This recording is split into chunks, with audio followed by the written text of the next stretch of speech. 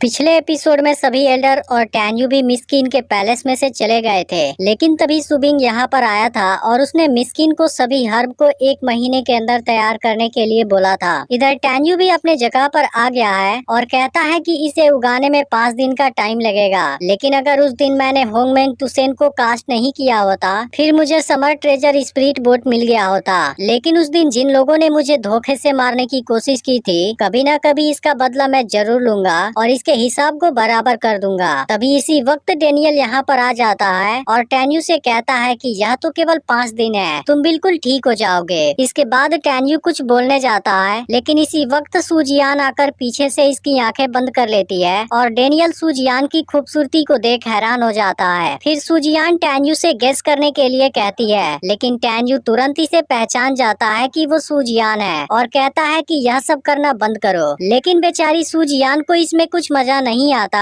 और वो थोड़ी सी नाराज हो जाती है। फिर टैन्यू सूजियान से यहाँ आने की वजह पूछता है। तब सूजियान पूछती है कि तुम कैसे पहचान गए कि ये मैं हूँ। यह सुनकर टैन्यू कहता है, मुझे तुम्हारे सेंट से पता चल गया। लेकिन अब सूजियान इस पर नाराज होने लगती है क्योंकि उसने अभी अभी सेंट पाउडर का यूज किया था, इसलिए वो पूछती है कि आखिर तुम कैसे पहचान गए, जबकि तुमने तो इसे पहले कभी नहीं देखा था। तब टैन्यू कहता है, इसके अलावा मैं कुछ नहीं कह सकता। इस पर सूजियान कहने लगती है, क्या तुम इसे सच में नहीं कह सकते? मैं यहाँ चुपके से आई हूँ और तुम्हें लेटर देने के बाद मुझे वापस भी जाना है, नहीं तो इसके बारे में मेरे मास्टर को पता चल जाएगा, जो मैं कभी भी नहीं चाहती। यह सुनकर टैन्यू इसे बताने के लिए राजी हो जाता है और कहता है कि जब अभी अभी तुमने पीछे खड़ा होकर मेरा आंख बंद किया था, उसके दौरान मेरा बैग टच हुआ था और तुम्हें तो पता ही है हमारा ग्रूमिंग कभी भी नहीं भूल सकता, इसलिए इस बात से मुझे पता चल गया कि वो तुम ही हो। वहीं बेचारा डेनियल चुपचाप देख रहा था और अब सूजियान भी टैन्यू पर थोड़ी सी नाराज हो जाती है और लेटर देने के बाद कहती है कि मैं मेंगई से इस बारे में बताऊंगी। यह सुनकर टैन्यू कहता है, पहले मुझे बोलने तो दो, कहीं तुम वापस जाकर तुम किसी को कंफ्यूज मत कर देना। फिर टैन्यू को याद आता है कि इसने सूजियान के लिए बेस्ट ऑरा स्प्लैश खरीदने के लिए कहा था। तब सूजियान कहती है कि मेरे मास्टर ने इसे पहले ही खरीद कर दे दिया है, लेकिन अब मेरी सिस्टर मेंगई इस बात का बदला जरूर लेगी। फिर वो अपना फ्लाइंग स्वॉर्ड बाहर निकालती है और यहाँ से जाने लगती है। फिर टैन्यू इसे रोकने की कोशिश करता है और कहता है कि तुम्हारे लिए मेरे पास में सोल फिस्ट है जो मेंगई और सियाओ को देना है। तब सूजियान कहती है कि जब तुम उनसे मिलना तब उनको दे देना।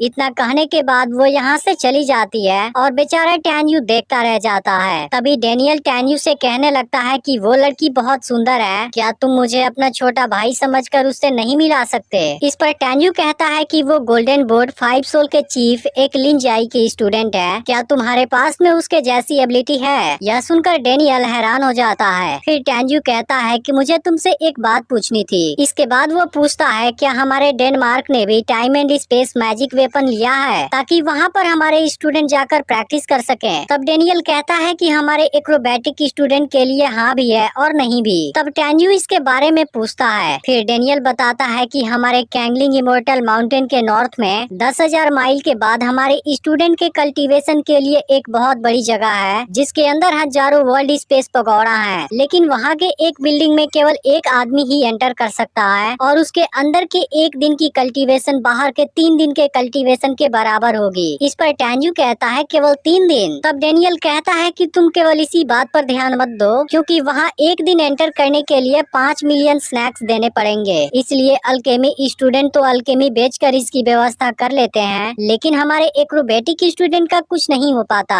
तब टैन्यू पूछता है कि वहाँ पर हाई लेवल वाले टाइम एंड स्पेस पगोड़ा तो जरूर होंगे। इस पर डेनियल कहता है कि वहाँ एक सुपर क्लास वाला वर्ल्ड स्पेस पगोड़ा है और ऐसा कहा जाता है कि पर्सनल स्ट्रेंथ के बेस पर केवल टॉप 200 स्टूडेंट ही वहाँ पर जा सकते हैं। लेकिन अब डेनियल को यकीन नहीं होता टैन्यू वहाँ पर जाने वाला है। तब टैन्यू कहता है कि तुम भी क्यों नहीं चलते? तब डेनियल कहता है कि तुम नहीं जानते, जाइंट यान वुचांग 12 एल्डर्स का दरवाजा है और तुमने लीजियान को भी मारा है, इसलिए कोई नहीं जानता वो इसका बदला लेने के लिए कौन सी चालाकी का यूज करेंगे। तब टैन्यू कहता है कि आते हैं तो आने दो। अब डेनियल भी समझ जाता है टैन्यू वहाँ बिना गए नहीं मानेगा, इसलिए वो इसे केयरफुल रहने के लिए बोलकर यहाँ से चला जाता है। फिर टैन्यू सोच में पड़ जाता है कि मेंगई ने मुझे 2 लेटर क्यों भेजा, जबकि वो अपनी बात 1 लेटर में भी कर सकती थी। फिर टैन्यू एक जगह पर बैठ जाता है और पहले वाले लेटर को ओपन करता है, जिसमें मेंगई ने ने लिखा था जब तुम कभी घर वापस जाओ और दिल टूटा हुआ हो तो तुम्हें और ज्यादा दुखी नहीं होना चाहिए और मैं भी तुम्हें काफी मिस करती हूँ। लेकिन टैन्यू इसके बारे में ज्यादा कुछ नहीं समझ पाता।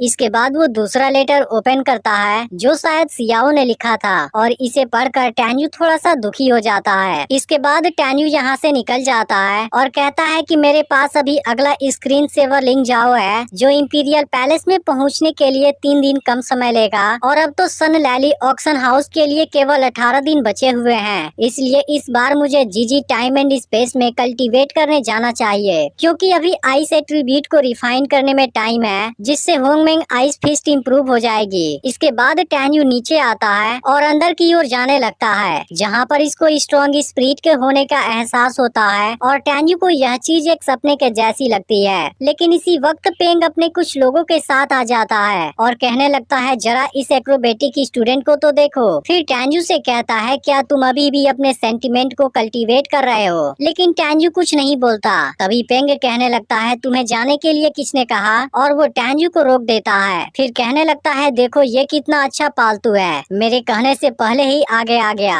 तभी पेंग का आदमी कहने लगता है इस पूरे डेनमार्क में कौन है जो आपकी बात को नहीं मान सकता और यह तो केवल एक एक्रोबेटिक स्टूडेंट है। इसके बाद पेंग टैन्यू के सामने एक स्नैक फेंकता है और कहने लगता है मैंने सुना है टैन्यू नाम का एक आदमी तुम्हारे लिंगसान मेडिसिनल गार्डन में आया है जो बहुत ही घमंडी है। इसके बाद पेंग टैन्यू को गिरा हुआ स्नैक उठाने के लिए कहता है। अब इस बात को सुनते ही टैन्यू इसे एक पावरफुल पंच मारता है और इसकी गर्दन पकड़कर हवा में लटका देता है। अब यह देखते ही पेंग के आदमी गुस्सा हो जाते हैं और इसमें से एक टैन्यू पर हमला करने जाता है। लेकिन अब टैन्यू केवल एक किक में ही इसको दूर फेंक देता है। यह देख बाकी के दोनों आदमी भी पेंग को बचाने आते हैं लेकिन टैन्यू इनका भी अच्छे से बैंड बजाता है और अब इस चीज को देख तीनों के होश उड़ जाते हैं। इसके बाद एपिसोड एंड हो जाता है।